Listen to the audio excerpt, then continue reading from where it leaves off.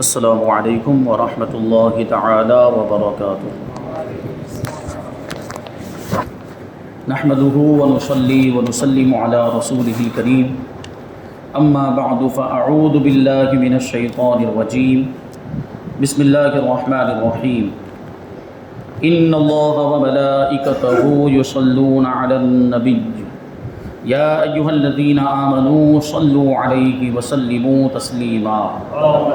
اللہم صل علی سیدنا ومولانا محمد معدن الجود والکرم وآلہ الکرام وابنہ الکریم وبارک وسلم صلاۃ وسلاما علیک یا رسول اللہ صلی اللہ تعالی علیہ وسلم۔ عزیزان ملت اسلامیہ، بسم اللہ شریف کی تفسیر جاری ہے اور بسم اللہ کے نکات بیان کیے جا رہے ہیں۔ اس میں 4 نکتے بیان کیے گئے تھے۔ 5واں نکتہ یہ ہے کہ دنیا کے سارے کام حقیقت میں انسان کے لیے زہر قاتل ہے، یعنی نقصان دہ ہے، کیونکہ یہ اللہ تبارک و تعالیٰ سے غافل کرنے والے ہیں۔ دنیا کے جتنے بھی کام، چاہے وہ روزی کمانا ہو یا تجارت کاروبار، جو کچھ بھی ہو، دنیا کے جتنے بھی کام ہیں وہ اللہ سے غافل کرنے والے ہیں۔ اور اس کا تریاق رب تبارک و تعالیٰ کا نام ہے، یعنی اس کا علاج اللہ تبارک و تعالیٰ کا نام ہے۔ کیا مطلب ہوا کہ جو بھی کام، شرط یہ ہے کہ وہ کام جائز ہونا چاہیے، یا تو نیک ہو، اس کام کو ہم اللہ کا نام لے کر شروع کریں تو پھر اللہ تبارک و تعالیٰ اس میں برکت عطا فرما دیتا ہے، اور پھر وہ کام ہمیں اللہ کے ذکر سے اور عبادت سے غافل نہیں کرتا، بلکہ جو کام اللہ کا نام لے کر شروع کیا جائے پھر وہ بھی عبادت میں شمار ہوتا ہے۔ تو یہی فرماتے کہ جو انسان رب کے نام سے سارے کام شروع کرے گا، خدا چاہے تو اس کا کوئی بھی کام غفلت پیدا نہیں کرے گا، یعنی اللہ سے دور نہیں کرے گا، اللہ سے غافل نہیں کرے گا، بلکہ اللہ تبارک و تعالیٰ اس کام میں برکت عطا فرمائے گا۔ 6واں نکتہ، جب کوئی فقیر کسی امیر کے دروازے پر جاتا ہے تو بھیک مانگنے کی غرض سے اس کی تعریف شروع کر دیتا ہے۔ ہم دیکھتے ہیں جو مانگنے والے ہوتے ہیں، جو بھکاری ہوتے ہیں، سائل، وہ سخی داتا یا کسی امیر کے پاس جب جاتے ہیں تو اس کی خوب تعریف کرتے ہیں۔ مقصد یہ ہوتا ہے کہ مجھے کچھ دے دیا جائے، تو امیر بھی یہی سمجھتا ہے کہ یہ بھکاری میری تعریفیں کر کے مجھ سے مانگنا چاہتا ہے، تو گویا فقیر کا یہ کہنا کہ گھر والا بڑا سخی ہے، داتا ہے، اس کا مطلب یہ ہوتا ہے کہ کچھ دے دو، میری مدد کر دو۔ اسی طرح جب انسان کوئی کام شروع کرتا ہے تو چاہتا ہے کہ رب تعالیٰ سے اس میں مدد مانگے اور اس کے پورا کرنے اور درست کرنے کی توفیق مانگے، تو صاف صاف تو نہیں کہتا بلکہ رب کی تعریفیں کرتا ہے، اور اس سے مقصد یہی ہوتا ہے کہ میرے اس نام لینے کی لاج تیرے ہاتھ میں ہے اور تو ہی میرے بیڑے کو پار لگانے والا ہے۔ یہ مقصد ہوتا ہے اللہ کا نام لے کر ہم کوئی بھی کام شروع کریں تاکہ وہ کام پائے، تکمیل تک پہنچ جائے، پورا ہو جائے، ہمارا جو مقصد ہے اس مقصد میں ہمیں کامیابی مل جائے۔ اس لیے ہم اللہ کا نام لیتے ہیں اور بسم اللہ پڑھ کے شروعات کرتے ہیں۔ تو الحمدللہ ہم نے یہ کام بھی شروع کیا ہے، اور بڑا ہی نیک کام ہے جو قرآن پاک کی تفسیر بیان کی جاتی ہے، اور یہ محفل جو ہم منعقد کرتے ہیں تو ہم اس میں روزانہ دیکھیں بسم اللہ سے اس کی شروعات ہوتی ہے، روزانہ پڑھا جاتا ہے، خطبہ پڑھا جاتا ہے، اس میں اعوذ باللہ بسم اللہ بھی پڑھی جاتی ہے، اور ہم اس کام کا، اس نیک کام کا آغاز اور اس کی شروعات روزانہ اللہ کے نام سے کرتے ہیں، اور یہ امید کرتے ہیں کہ اللہ تبارک و تعالیٰ اس کام میں برکت عطا فرمائے اور اس کو پائے تکمیل تک پہنچانے کی ہم سب کو توفیق عطا فرمائے۔ تو یہ ہو گیا۔ 7واں نکتہ بیان کرتے کہ انسان کو چاہیے کہ ہر وقت اپنی عاجزی اور کمزوری اور نیاز مندی اور رب تبارک و تعالیٰ کی قدرت اور رحمت اور بے نیازی پر نگاہ رکھے، یعنی یہ عقیدہ رکھے اور اس کے ذہن میں یہ تصور ہو، اس کے دماغ میں یہ بات بیٹھ جائے کہ میں کچھ بھی نہیں، میری کوئی حقیقت نہیں۔ بندہ یہ سوچے کہ میری کوئی اوقات نہیں، گناہوں سے بچنے کی طاقت یا نیکیاں کرنے کی قوت یہ اللہ تبارک و تعالیٰ ہی عطا فرماتا ہے، میرے پاس کچھ بھی نہیں، میں جو بھی کر رہا ہوں نیک کام اور جو بھی عبادت وغیرہ یہ سب اللہ تبارک و تعالیٰ کی توفیق سے ہو رہا ہے، میں خود کچھ نہیں کر رہا، میرے پاس کوئی طاقت اور کوئی قوت نہیں ہے، اور اگر کچھ ہے بھی تو وہ اللہ کا دیا ہوا ہے۔ تو یہ تصور رہنا چاہیے کہ ہم بہت کمزور ہیں، ہمارے پاس کوئی طاقت نہیں ہے، اور ہم اللہ تبارک و تعالیٰ کے محتاج ہیں ہر کام میں، ہمیں اپنے رب کی ضرورت ہے ہر کام میں، اور اللہ تبارک و تعالیٰ بے نیاز ہے، اور اللہ تبارک و تعالیٰ کی رحمت یہ سب کو عام ہے۔ اللہ تبارک و تعالیٰ اپنی رحمت سے ہمیں جو ہے کہ توفیق عطا فرماتا ہے نیک کام کرنے کی، تو یہ نگاہ میں رہے تاکہ بڑے سے بڑا کام کرنے پر بھی بندے کے دل میں یہ غرور پیدا نہ ہو کہ میں نے اتنا بڑا کام کر لیا، بلکہ یہ خیال رہے کہ جو کچھ بھی میں نے کیا ہے یہ رب نے کیا ہے، یہ اس کا فضل تھا، اس کا کرم تھا کہ مجھ سے اس نے یہ نیک کام کروا لیا، ورنہ میرے اندر تو یہ طاقت نہیں تھی کہ میں یہ کام کر لیتا۔ تو یہ تصور جب ہمارے ذہن میں آئے گا تو ہم عاجزی خود بخود اختیار کریں گے اور خود بخود اللہ تبارک و تعالیٰ کی بارگاہ میں تواضع کریں گے، اور جو بھی عبادتیں ہم کر رہے ہیں، نمازیں پڑھ رہے ہیں، اس میں ہمارا جب یہ تصور ہوگا کہ یہ عبادت جو ہم کر رہے ہیں اللہ کی توفیق ہی سے کر رہے ہیں، تو پھر عبادتوں میں لذت بھی پیدا ہوگی اور ایک لطف آئے گا عبادت کرنے کا، اور یہ بات تبھی حاصل ہوگی جب کہ ہر وقت مولا کی طرف دھیان رہے، رب کی طرف۔ لہٰذا جب کہ ہر کام کے شروع ہی میں بسم اللہ پڑھ لے گا تو انشاءاللہ کبھی اس میں پیدا نہیں ہو، میں یعنی انا، جس کو کہتے ہیں نا آئی ایم سم تھنگ، میں نے کیا ہوتا ہے نا کچھ لوگوں کا معاملہ، کبھی کوئی نیک کام کر لے بڑائی ظاہر کرتے ہیں، میں نے کیا، میں نہیں ہوتا تو یہ کام ہونے والا بھی نہیں تھا۔ اس طرح کے معاملات دیکھتے ہیں ہم، کچھ لوگ نیک کام کرتے ہیں تو پھر اس کا بہت زیادہ اظہار بھی کرتے ہیں، دکھاوا کرتے ہیں، ریاکاری کرتے ہیں۔ نیک کام کرنے کے بعد اگر ریاکاری کی جائے یا دکھاوے کو طور پر کوئی بھی نیک کام کیا جائے تو وہ نیک کام ضائع ہو جاتا ہے، اس کا ثواب برباد ہو جاتا ہے۔ دکھاوے کی وجہ سے، ریاکاری کی وجہ سے جو ہم نے عبادت کی، جو بھی نیک کام کیا، وہ اس کا ثواب برباد۔ تو ہم چاہتے ہیں کہ ہماری عبادت کا ثواب باقی رہے، ضائع نہ ہو، تو ریاکاری کا بالکل بھی دخل نہیں ہے، اس میں نہیں آنا چاہیے کہ میں نے کیا، یہ نہیں ہونا چاہیے۔ رب نے کروایا، یہ تصور ہونا چاہیے کہ میرے خدا نے کروایا ہے مجھ سے یہ نیک کام، ہمیشہ یہ تصور رہے، تو میں بندہ فنا رہے، یعنی اے پروردگار تو ہی ہے جس نے مجھ سے یہ کام کروایا۔ اب بسم اللہ کے حروف کے نکات بیان کرتے ہیں، فرماتے ہیں بسم اللہ کو با سے شروع کیا گیا، شروع میں با آتا ہے، اور اسم کے الف کو گرا دیا۔ دیکھیں آپ بسم اللہ لکھی ہوئی آپ دیکھتے ہیں تو با زیر بی، اور اس کے بعد ہونا چاہیے تھا الف، کیونکہ وہ اصل میں ہے اسم، بی اسم اللہ، لیکن جب ملاتے ہیں تو وہ جو بیچ کا جو الف ہے وہ گر جاتا ہے، وہ پڑھنے میں نہیں آتا، وہ ڈائریکٹ ہو جاتا ہے بسم اللہ ہو جاتا ہے۔ دوسرے مقامات پر آپ دیکھیں گے، قرآن مجید کے اندر بھی دیکھیں گے آپ، تو وہاں پر اگر جیسے اقرا بسم ربک الذی آیا ہے، بسم ربک، تو وہاں پہ الف لکھا ہوا ہے، اگرچہ وہ پڑھنے میں نہیں آتا ہے، لیکن با الف پھر سین ہے، اس کے اوپر جزم ہے، اور پھر با کو ڈائریکٹ ملا دیا جاتا ہے سین سے، با سین زیر بس، وہاں بھی پڑھتے تو ویسے ہی ہے اقرا بسمی، یہاں بھی پڑھنے کا طریقہ تو وہی ہے، لیکن وہاں الف لکھا ہوا ہے، یہاں الف لکھا ہوا نہیں ہے۔ اب اس میں بھی بڑی حکمت ہے، اس کو بیان کریں گے۔ تو یہاں الف نہیں لکھا ہے، الف کو گرا دیا، حالانکہ اقرا بسم ربک الذی میں اگرچہ الف پڑھنے میں نہیں آتا مگر لکھنے میں آتا ہے۔ اس کی وجہ کیا ہے؟ اس میں چند حکمتیں ہیں۔ پہلی حکمت، انسان نے عالم ارواح میں پیدا ہو کر سب سے پہلے لفظ بلا بولا تھا، یعنی اللہ تبارک و تعالیٰ نے انسانوں کی روحوں کو پیدا کیا اور سب کو ایک جگہ پر جمع کیا اور ارشاد فرمایا کہ الست بربکم، کیا میں تمہارا رب نہیں ہوں؟ تو ساری روحوں نے، سارے انسانوں کی روحوں نے اس وقت کہا تھا بلا، ہاں تو ہمارا رب ہے۔ بلا کا مطلب کیا ہوتا ہے؟ ہاں تو ہمارا رب ہے۔ ساری روحوں نے وہاں پر اقرار کیا تھا۔ یہ الگ بات ہے کہ دنیا میں آنے کے بعد بہت سے ایسے انسان ہوئے جو منکر ہو گئے، خدا کے منکر ہو گئے، خدا کے رب ہونے کا ہی انکار کر دیا۔ کچھ ایسے تھے جو مشرک ہو گئے، ہے کہ نہیں دنیا میں ایسے لوگ، لیکن عالم ارواح میں جب اللہ تبارک و تعالیٰ نے روحوں کو جمع کیا تھا اس وقت سب نے بلا کہا تھا، سب نے اقرار کیا تھا کہ ہاں تو ہمارا رب ہے۔ تو اب غور کرنے کی ضرورت ہے کہ بلا، یہ جو بلا لفظ ہے، ہاں تو ہمارا رب ہے، یہ کہاں سے شروع ہو رہا ہے؟ با سے شروع ہو رہا ہے، اور بسم اللہ بھی با سے شروع ہوتی، یعنی رب تعالیٰ نے فرمایا کیا میں تمہارا رب نہیں ہوں؟ تو سب نے عرض کیا بلا، یعنی ہاں ہے۔ تو سب سے پہلے انسان کے منہ سے با نکلی، لفظ با، یہ حرف با نکلا۔ رب تبارک و تعالیٰ نے اپنے کلام کو با سے شروع کیا تاکہ قرآن پاک پڑھتے ہی وہ عہد اور میثاق یاد آ جائے، وہ وعدہ یاد آ جائے جو عالم ارواح میں اللہ تبارک و تعالیٰ نے ساری روحوں سے لیا تھا۔ تو با سے شروع ہے کیونکہ انسان کی جو روحیں انہوں نے سب سے پہلے جو کلمہ بولا تھا وہ تھا بلا، جس کی شروعات با سے ہو رہی، اور قرآن کی شروعات بھی با سے ہو رہی ہے، بسم اللہ میں سب سے پہلے با ہے۔ تو وہ عہد یاد آنا چاہیے، وہ وعدہ یاد آنا چاہیے جو ہم نے اپنے رب سے کیا۔ دوسری حکمت، خدائے پاک کا نام ہے بر، بار اور باری، یہ اللہ تعالیٰ کے نام ہیں، اور یہ سب دیکھیے با سے شروع ہوتے ہیں، تو گویا اس میں رب تبارک و تعالیٰ کے بہت سارے ناموں کی طرف اشارہ بھی ہو گیا۔ تیسری حکمت، نحوی قاعدے سے با ملانے کے لیے آتا ہے، یعنی جو گرامر ہے عربی گرامر اس کے مطابق باز بھی جو ہے وہ ملانے کے لیے، دو چیزوں کو آپس میں جوڑنے کے لیے آتا ہے، الصاق کے لیے آتا ہے، دو چیزوں کو آپس میں جوڑنے کے لیے اور ملانے کے لیے آتا ہے۔ اب یہاں پر بسم اللہ میں با کیوں آیا؟ یعنی یہاں وہ کس کو جوڑ رہا ہے؟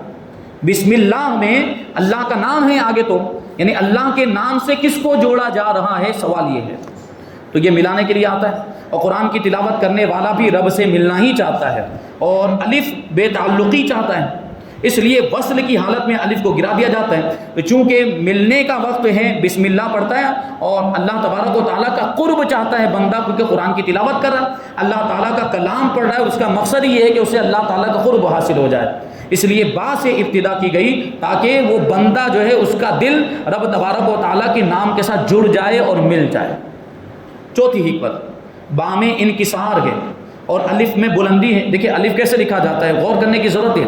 قرآن مجید آپ پڑھتے ہیں، اگرچہ آپ کو عربی نہیں آتی، لکھنا نہیں آتا ہوگا، لیکن آپ پڑھتے ہیں قرآن مجید تو آپ کے ذہن میں حروف کی شکلیں تو ہیں، حروف کی صورت ہے، وہ کیسے لکھی جاتی ہے، کیسے حروف لکھے جاتے ہیں۔ تو الف ایسے لکھا جاتا ہے، اوپر سے نیچے سیدھا لائن میں لکھا جاتا ہے، تو الف یوں کھڑا ہوتا ہے، اس میں ایک بلندی ہے، جبکہ با جو لکھتے ہیں تو با ایسے یوں نیچے بچھا ہوا ہوتا ہے۔ تو جو عاجزی والا ہوتا ہے وہ زمین سے لگا رہتا ہے، اور عاجزی اور انکساری یعنی خاک سے ملا ہوا ہوتا ہے، تو با بھی ویسے ہی نیچے، اور الف جو ہے بلند ہوتا ہے۔ تو دیکھیں کہ الف میں بلندی ہے اور با میں انکسار ہے، لکھنے میں اور بولنے میں بھی، یعنی بولنے میں بھی آپ دیکھیں تو الف بولتے ہیں تو منہ بھی کھلتا ہے اور آواز بھی کھلتی ہے، جبکہ با بولتے ہیں تو ہونٹ بند ہو جاتے ہیں اور آواز بھی بند ہو جاتی ہے، اور لکھنے میں بھی دونوں کے معاملات ایسے ہی ہیں۔ تو لہٰذا بندے کی اظہار عاجزی کے لیے با ہی مناسب ہے۔ اب آگے آیا ہے اسم، اسم کا مطلب ہوتا ہے نام، اسم کا مطلب کیا ہوتا ہے؟ نام۔ لیکن عربی گرامر کے اعتبار سے اگر یہ اصطلاحی معنی اس کا دیکھیں، یعنی عربی ٹرمز کے اعتبار سے اس کا مطلب دیکھیں، تو کسی بھی متعین چیز کو بتائے، کسی بھی معین چیز کو بتائے، کسی چیز کا نام ہے، اور دریا کا نام، سمندر کا نام، انسانوں کے نام، جانوروں کے نام، یہ ساری جو چیزیں ہیں اس کو کہا جاتا ہے اسم۔ جو کسی ایک معنی کو بتائے، کوئی ایک مطلب بتائے اور اس کے ساتھ کوئی زمانہ نہ پایا جاتا ہو، تو اس کو کہا جاتا ہے اسم عربی گرامر کے اعتبار سے۔ یہاں پہ آپ سمجھیں نام، اس کا لغوی معنی ہوگا نام، اسم۔ یہاں بسم اللہ کہا گیا، باللہ نہ کہا گیا، یعنی کیا کہا جا رہا ہے؟ اللہ کے نام سے شروع، اللہ کی ذات سے شروع، یہ نہیں کہا جا رہا ہے۔ کیا کہا جا رہا ہے؟ اللہ کے نام سے شروع، اللہ سے شروع یہ نہیں کہا جا رہا۔ کیوں؟ کیونکہ اللہ سے شروع کہنے کا کیا مطلب ہوا کہ ہم اللہ کی ذات سے شروع کر رہے ہیں، اور ہماری تو کوئی اوقات ہی نہیں ہے کہ ہم اللہ کی ذات تک پہنچ جائیں۔ تو ابھی ہم اللہ کے نام سے شروع کر رہے ہیں کہ اللہ کے نام سے شروع کرنا ممکن ہے، اللہ کی ذات تک تو ابھی تک ہماری رسائی ہی نہیں ہے، ابھی تک ہماری پہنچ ہی نہیں ہے، تو ہم باللہ نہیں کہہ سکتے، اس لیے بسم اللہ کہا گیا۔ اور یہاں پہ باللہ نہیں کہا گیا، جس کے معنی یہ ہوئے کہ اللہ کے نام سے شروع کر رہا ہوں، کیونکہ ابھی بندے کی ابتدائی حالت ہے، اولا نام تک تو پہنچ جائے، بعد کو ذات تک پہنچے گا۔ اب دوسرا نقطہ یہ کہ اس میں اس جانب اشارہ ہے کہ جس طرح اللہ کی ذات سے برکت اور مدد حاصل کی جاتی ہے، اسی طرح اللہ کے نام یعنی لفظ اللہ سے بھی برکت اور مدد حاصل کی جاتی ہے۔ حالانکہ لفظ اللہ رب نہیں ہے، یہ تو کچھ حروف کا مجموعہ ہے۔ جب الف لام الف اور ہاں سے مدد اور برکت لینا جائز ہے، تو اللہ کے پیاروں سے مدد لینا بھی بدرجہ اولا جائز ہے، کیونکہ یہ جو لفظ اللہ ہے اس میں دیکھیں آپ، تو یہ حروف سے مل کر بنا ہے، تو یہ جو حروف ہیں کیا یہ حروف اللہ ہیں؟ یہ تو اللہ کا نام ہے نا، تو یہ اللہ نہیں ہے۔ اللہ سے بھی مدد لی جا سکتی ہے اور اس کے نام سے بھی مدد لی جا سکتی ہے، جو ان حروف کا مجموعہ ہے، اور یہ حروف اللہ کی ذات کے سوا ہیں، یہ اللہ نہیں ہے۔ تو جب ان حروف سے مدد لی جا سکتی ہے اور اللہ کے نام سے مدد لی جا سکتی ہے، تو اللہ کے ولیوں سے مدد کیوں نہیں لی جا سکتی؟ تو اس سے اس کا ثبوت ہوتا ہے۔ اور ایک نقطہ یہاں پر بیان کرتے ہیں کہ مصنف علیہ رحمہ کہتے ہیں کہ مجھ سے بعض بزرگوں نے فرمایا کہ اسم اللہ، یہ اللہ جو ہے، حضور پاک صلی اللہ علیہ وسلم بھی یہ اسم اللہ، یہ غور کریں گے آپ، اسم اللہ، اللہ کا نام، اسم اللہ کا مطلب کیا ہوگا؟ اللہ کا نام۔ یہ حضور پاک صلی اللہ علیہ وسلم کا بھی نام ہے، کلمہ جلالت کی بات نہیں کر رہے، کیونکہ اللہ جو ہے یہ تو اللہ کا نام ہے، یہاں بات چل رہی اسم اللہ کی۔ اسم اللہ یہ حضور کا نام ہے، غور کرنے کی ضرورت ہے تاکہ مس گائیڈ نہ ہونے پائے کہ حضور کو اللہ کہہ دیا، نہیں، اللہ نام نہیں ہے حضور کا، اسم اللہ نام ہے، اللہ کا نام ایک حضور کے ناموں میں سے یہ، جیسے کہ ذکر اللہ بھی حضور علیہ السلام کا نام ہے، اللہ کا ذکر۔ دیکھو دلائل الخیرات شریف اس میں لکھا ہوا ہے حضور پاک صلی اللہ علیہ وسلم کو اسم اللہ اس لیے کہتے ہیں کہ اسم وہ ہوتا ہے جو ذات کو بتائے اور ذات پر دلالت کرے. جیسے ابھی میں آپ کو سمجھاؤں, اگر کسی کا نام اسماعیل ہے اور ہم آپس میں گفتگو کر رہے ہیں اور ان کا نام لے, اگر اسماعیل, جیسے ہم نے کہا کہ اسماعیل بھائی آئے, تو یہ لفظ اسماعیل بتا رہا ہے ان کی ذات کو. جو ہم نے بولا اسماعیل, تو ہمیں کیا سمجھ میں آیا, جن کا نام اسماعیل ہے, جو شخصیت ہے, جو ایک آدمی ہے, ان کی ذات ہمیں سمجھ میں آئی, ان کا وجود ہمیں سمجھ میں آیا. تو اسماعیل ان کے وجود پر دلالت کر رہا ہے, ان کے وجود کو بتا رہا ہے, ان کی ذات کو بتا رہا ہے. اسی طرح نبی کریم صلی اللہ علیہ وسلم کا نام بھی اسم اللہ ہے, یعنی حضور اللہ کا نام ہے. اس کا مطلب یہ ہوتا ہے کہ حضور پاک صلی اللہ علیہ وسلم اللہ کی طرف رہنمائی کرتے ہیں, اور حضور پاک صلی اللہ علیہ وسلم اللہ کی ذات پر دلالت کرتے ہیں. حضور کا وجود ہی اللہ کی ذات پر دلالت کرتا ہے, کیونکہ حضور اللہ تبارک و تعالیٰ کی سب سے بہترین مخلوق ہے, اسی کو کہتے ہیں. حضور پاک صلی اللہ علیہ وسلم نے بھی اللہ کی ذات کو ظاہر کیا, اللہ کی حقیقت کو واضح کیا, تو اس اعتبار سے آپ نے دلالت کی اللہ کی ذات پر, تو آپ ہو گئے اسم اللہ. رب تبارک و تعالیٰ حضور پاک صلی اللہ علیہ وسلم کا خالق ہے, اور حضور پاک صلی اللہ علیہ وسلم اس کے مظہر عتم, یعنی اللہ تبارک و تعالیٰ کی قدرت اور اس کی صفات کا ظہور یہ حضور پاک صلی اللہ علیہ وسلم کی ذات سے ہوتا ہے. نیز نحوی قاعدے کے مطابق اسم پر سارے فعل اعتماد کرتے ہیں. فعل کا مطلب کام, کوئی بھی کام, مارنا, اٹھنا, بیٹھنا, چلنا, پھرنا, اس کو فعل کہتے ہیں. اور اسم میں نے ابھی بتا دیا, تو سارے فعل, کوئی بھی کام اسم کے بغیر مکمل نہیں ہو سکتے. کیا مطلب ہوا کہ وہاں کسی نہ کسی اسم کو ساتھ میں جوڑنا پڑے گا. جیسے ہم کہیں مارا, ابھی ہم خالی مارا کہیں تو بات سمجھ میں آئے گی, کس نے مارا بھائی, کس کو مارا, کیا کچھ تو آگے پیچھے ہونا چاہیے. تو یہ اگر مارا صرف بولا جائے تو ایسے سمجھ میں نہیں آئے گا جب تک اس کے ساتھ میں کچھ جوڑا نہ جائے. تو اگر ہم اس میں ملا دیں زید اور یوں بولے زید نے مارا, تو اب بات سمجھ میں آئی, زید نے مارا. تو اب یہ جو مارا ایک کام ہے, ایک فعل ہے, اس نے اعتماد کیا زید پر, یعنی جب ہم نے زید بولا تو اب اس کا معنی پورے طور پر ہم کو سمجھ میں آ رہا ہے. یعنی کوئی بھی فعل, کوئی بھی کام کسی نہ کسی اسم پر اعتماد کرتا ہے, کسی نہ کسی اسم پر بھروسہ کرتا ہے, اور اسم کے بغیر اس کا معنی پورے طور پر سمجھ میں نہیں آتا. اور اسم کا معاملہ یہ ہے کہ وہ کسی پر اعتماد نہیں کرتا. اسم اگر ہے تو وہ اسم خود بخود اپنا معنی بتا سکتا ہے. جیسے ابھی ہم کہہ دیں کہ زید عالم ہے, تو زید بھی اسم ہے, عالم بھی اسم ہے. زید عالم ہے, دونوں مل کر اپنا معنی بتا رہے ہیں, اور وہاں پر کسی کام اور فعل کی ضرورت نہیں ہے. دیکھو مارا کا اعتماد زید پر ہے, نہ کہ زید کا اعتماد مارا پر ہے. یعنی زید ہو تو مار پائی جائے گی, نہ یہ کہ مارا فعل ہو تو زید پایا جائے, ایسا نہیں ہو سکتا. زید ہے تو مارنا پایا جا رہا ہے, نہ کہ زید نے مارا ہے. زید کی ذات سے مارنے کا صدور ہوا ہے. اگر زید نہیں ہوتا تو مارنا ہوتا نہیں ہوتا. ہاں اگر زید ہے تو مارنا, یہ نہیں کہا جا سکتا کہ زید کا دار و مدار مارنے پر ہے. یعنی اگر مارنا نہیں ہوتا تو زید نہیں ہوتا, ایسا ہے. زید ہو سکتا ہے مارنے کے بغیر بھی. تو یہ چیز ہے, یعنی اسم پر فعل کا, کام کا اعتماد ہوتا ہے, لیکن اسم کا کسی اور پر اعتماد نہیں ہوتا, وہ خود بھی پایا جا سکتا ہے. تو یہ بڑی گہرائی والی بات ہے. اسی طریقے سے حضور نبی کریم صلی اللہ علیہ وسلم پر سارے عالم کا اعتماد ہے. حضور پاک صلی اللہ علیہ وسلم کی ذات کی وجہ سے یہ پوری دنیا قائم ہے, بلکہ اعتماد کو بھی آپ پر اعتماد ہے. یعنی آپ کو بجز پروردگار عالم کی ذات کے کسی پر اعتماد نہیں. یعنی حضور پاک صلی اللہ علیہ وسلم کا اعتماد اور بھروسہ اللہ کی ذات پر ہے, اور ساری کائنات حضور پر ٹکی ہوئی ہے. نیز باقاعدہ نحوی اسم فعل کا محتاج نہیں, بلکہ فعل اسم کا محتاج ہوتا ہے. یعنی فعل بغیر اسم کے ملے ہوئے جملہ, یعنی بات پوری نہیں ہو سکتی, اور اسم بغیر فعل کے جملہ بن سکتا ہے. جیسے میں نے ابھی کہا کہ مارا اگر خالی بولا جائے تو جملہ پورا نہیں ہوتا جب تک کہ زید کو اس کے ساتھ میں نہ ملا ہے. جبکہ اسم اگر خالی ہو تو اس سے جملہ بن سکتا ہے. جیسے زید عالم ہے, دونوں اسم ہے اور دونوں سے مل کر جملہ بن گیا ہے, وہاں فعل کی ضرورت نہیں ہے. تو اسی طریقے سے یہ یہاں پہ سمجھیں کہ نبی کریم صلی اللہ علیہ وسلم عالم میں کسی کے حاجت مند نہیں ہے. پوری دنیا میں حضور کو کسی کی ضرورت نہیں ہے, بلکہ سارا عالم ان کا محتاج ہے, حضور کا محتاج ہے. وہ نہ ہوتے تو کچھ بھی نہیں ہوتا. بلکہ حقیقت تو یہ ہے کہ باقاعدہ تصوف کہاں کا اسم اور کہاں کا فعل, یہ سب تو اعتبارات ہیں, یہ مانی ہوئی چیزیں. اصل حقیقت محمدیہ ہی ہے, اور یہ سب اس کے پردوں اور سائے ہیں, کیونکہ اللہ تبارک و تعالیٰ نے سب سے پہلے ہمارے نبی کے نور کو پیدا کیا, پھر اس نور سے پوری کائنات کو بنایا ہے. تو یہ پوری کائنات ہمارے نبی کے نور کے صدقے میں وجود میں آئی.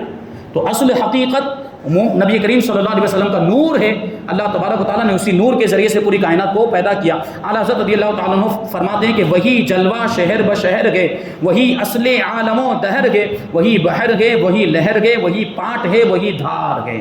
یعنی یہ ساری چیزیں حضور پاک صلی اللہ علیہ وسلم کے صدقے میں وجود میں آئی۔ پانی ایک ہی ہے مگر الگ الگ اعتبارات سے الگ الگ نام ہو گئے، کنارہ، دھار، پاٹ، موج، نہر، نالا، دریا، سمندر۔ پھر فرماتے وہ نہ تھا تو باغ میں کچھ نہ تھا، یعنی حضور کے نور کی طرف اشارہ کرتے ہیں کہ وہ نہ تھا تو باغ میں کچھ نہ تھا، یعنی باغ دنیا میں وہ نہ ہو تو باغ ہو سب فنا، وہی جان ہے جان سے ہے بقا، یعنی یہ زندگی یہ دنیا جو باقی ہے یہ حضور کے صدقے میں باقی ہے، وہی بن ہے اور بن سے ہی بار ہے، یعنی اصل وہی ہے اور اسی اصل سے یہ ساری دنیا بنی ہے۔ فرماتے ہیں با ادب جھکا لو سر ولا کہ میں نام لوں گلو باغ کا، گلے تر محمد مصطفیٰ چمن ان کا پاک دیار ہے۔ یہ بہت اچھی تعویل ہے اور کسی قاعدہ شریعہ کے خلاف نہیں۔ اب آگے الرحمن اور رحیم کے بارے میں انشاءاللہ تبارک و تعالیٰ آگے کچھ باتیں بتائیں گے اور اس کے اندر جو نکات ہیں ان کو شامل کریں گے۔ اللہ تبارک و تعالیٰ کی بارگاہ میں دعا ہے کہ جو کچھ بھی بیان ہو اس پر ہم سب کو عمل کرنے کی توفیق عطا فرمائے اور نور قرآن سے ہم سب کے دلوں کو روشن اور منور فرمائے۔ وما علینا الا البلاغ۔ السلام علیکم۔